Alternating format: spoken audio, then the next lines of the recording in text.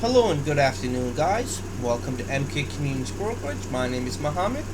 In this video, we're going to talk about the New York State Teaching Certification Examination, educating all students, test design and framework. Now, this is going to be about basically the test design, what type of questions they will ask, what type of format they will be asking, how many questions will be there, what is the time format, and so much more. So I'm just going to go over some of the basics on what to expect when you take the Educating All Student test. Now, the EAS test is designed for those people that are planning to become teachers in New York State. Keep this in mind. Other states have their own requirements, so if you're going to follow the New York State requirement for teachers, depending on what grade level you're going to teach, each one of them has a different requirement. For example, a teacher that wants to be an elementary school teacher will take somewhat a different test compared to a high school teacher, and also compared to a middle school teacher. So keep this in mind. They all have their own formats they're taking. So what is the Educating All Student test? First of all, so basically it's kind of like a test on on how can I explain it? So Educating All Student test is designed for teachers to understand students that have special abilities. What do I mean by special abilities? Well, for those students that have special need, that are autistic, when you encounter those type of students as a teacher, you need to know what to do in certain things. What type of teaching styles would you be using? How everything is. Especially more and more students, you'll see they'll have an inclusion classroom, or they'll have a classroom where you'll have 20 how about, let's say, for example, 30 students, which is 15 are general ed, and 15 might have special things such as an IEP or BIP program, but they're all included in the same classroom. They don't want to left out, with a different classroom with different type of students. So they put them in the same classroom, so they don't get left out, knowing that they're different. So keep this in mind. So this is why, hence, more and more teachers are going to be gearing towards, be bilingual, meaning that have a dual bachelor's or dual master's in general ed and special needs. So the test consists of multiple response questions, multiple choice, and constructive response as well. So they're mixed and matched. So the constructive response is 30%, meaning that the essays, you could put it like that and make it easier terms, are going to be 30%, compared to the multiple choice is 70%. Now, keep this in mind. You pass the multiple choice exam, meaning, like, let's say, for example, you do good on the multiple choice part, you get 70%, that's a passing right there. So even though you don't do well in the essay part, but if you did good in the multiple choice part, you should be passing the EAS exam. The reason I'm explaining this to you, because a lot of people might spend more time in the essays, which only consists of 30%, compared to the multiple choice exam, which is consisting of 70%. So your bet is you're better off, looking at the multiple choice exam. And the way you take the test is this. When you start the test, you read the passage, you answer the questions, you do a little bit effort on the multiple choice questions. Obviously, your goal is to make sure your multiple choice questions and answers that's the first priority, basically. When you get the constructive response, meaning when you're writing the essay, just write a draft essay. Don't worry about the multiple choice. Don't worry about the correctiveness, of what it is, the punctuations, the grammar. Don't worry about that. Leave that in the end. Do with the best of your ability, write the essay. Then go again with the multiple choice questions. So that's how it's going to be: multiple choice questions, essay, multiple choice question, essay, multiple choice question, essay, multiple choice question, essay. Then the last 10-15 questions are all multiple choice. Hence why I say, keep this in mind, pay more attention to the multiple choice questions in the essay. Again, essay consists only of 30%, so 70% is all multiple choice. The test is 135 minutes. It does sound like a lot of time, but actually it's not, because the amount of time you're reading the essays, or you're reading the passages, should I say, you're gonna be taking a lot of time reading those passages, because passages are not like one paragraph. There's kind of like a page. So you're reading through a passage, you're going through the multiple choice, reading through a passage, going through multiple choice. Now, some people have ways of taking the exam. Some people might read the multiple choice questions first, read through it, breeze through, and then go to the passage and just go from there. Some people might read the passage first, then look at the multiple choice question and go back and forth. The answers are within the passages. It also might have to do a little bit on your general knowledge as well, how much you know about a certain topic. Topics of essays are a little bit different, which I'll explain to you in a little while. So keep this in mind. So here is the information regarding the content of each test that you're going to be taking. So you're going to be taking the diverse student population, English language learners, students with disability and other special learning needs, teachers' responsibility, and school-home relationship.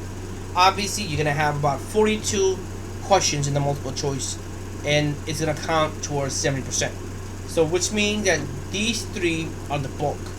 Diverse student population, English language learners, students with disabilities, and other special learning needs. And obviously, the constructive response is 10, 10, 10. You're only going to have 3 essays, basically, which is 30%. As you can see, this is the bulk of it. Keep this in mind. Make sure you do good on the multiple choice exam, which is going to be your decision making on passing the test. Now, if you go through the diverse student population, English language learners, the essays are based on the passages that you read. So basically, what they're going to do, I'm going to give you an example right now. So we're going to go with English language learner. So the passages are going to be about English language learner. You can say, and that's a student that came from such and such country. This is the first time she's over here, and she's trying to learn a language.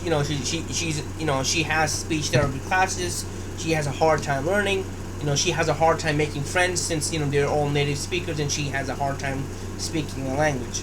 So example I'm giving you. And the essays, the question is going to be, what can Anne do? What can the teachers do to help her become better? What type of positive things a teacher could do in her, stuff like that you're going to see in the questions.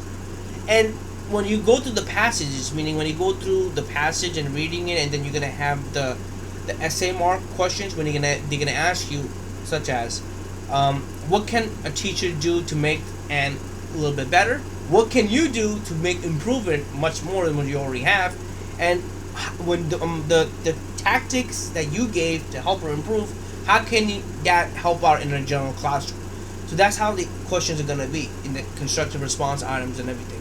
So keep that in mind. The essays will be geared towards these 3 topics, should I say, right here. So again, 3 essays on these 3 different topics. Now again, educating all student tests is designed for all these 5 topics over here. The more knowledge you have, the better it is. It's not only just taking the test, obviously you need to learn this when you're teaching in a classroom. It does help out a lot. What else? Performance expectation, New York State educator standards, the characteristics, strengths, and needs of all student population, and effectively uses knowledge of diversity within the schools and the community to address the needs of all students. Basically saying that the more you know about the general topic, it helps you as a teacher as well. Educating all student test framework. This is the performance indicators they might use. Performance indicators. Again, these are performance indicators on the certain competencies, which are from these, obviously 1, 2, and 3. If you want, you can read it to your own. Obviously, it does help out. Competency number 2, English language learners. You're gonna have number 3, student with disabilities, performance indicators, test framework, teacher responsibilities, and so forth. This is just basically frameworks. Now, how would you know? Well, a lot of people might ask you, how do I know did I pass a test? Well, when you take a test, it might take about approximately 30 days to get the answer. The test is not gonna go, how much it does go by score, but it's not gonna show you which questions you got wrong or which questions you got right. I don't know how to say it, but it's kind of difficult to know where areas you are not doing well, or which areas you might need a little bit more help.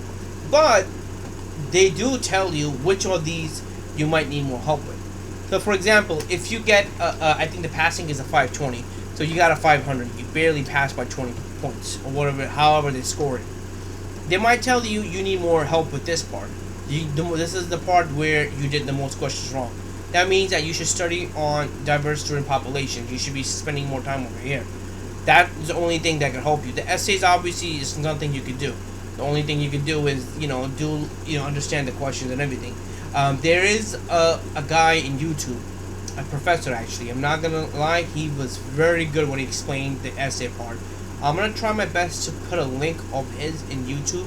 If you guys could check him out, I'm telling you, he was very good. When I took the test, I did very good in the essay part, and the reason I did good in the essay part is because I actually watched his video, and he's very good at it. I'm not lying. Believe it or not, follow his format, and you'll be actually doing good. The way he said it is simple. He copies. It's basically a high school tactic that he uses, but it's effective when you use it in this type of testing requirements. The reason student needs help is because the teacher could do better because, and then you obviously explain it. It does the test, the obviously the essay part is nothing has to do of the topic what they're saying. It's basically saying that if you read the passage, how can you as a teacher do better than what that teacher did in the classroom? And obviously as a teacher we're very creative. Obviously we're not saying that teacher that in the passage was not right, but you could do better, correct? I mean, everyone has potential to do better. It's not like what that teacher did is okay, whatever. No, you could do better. So the teacher could do better by using this tactic, and this could help the student by using this tactic.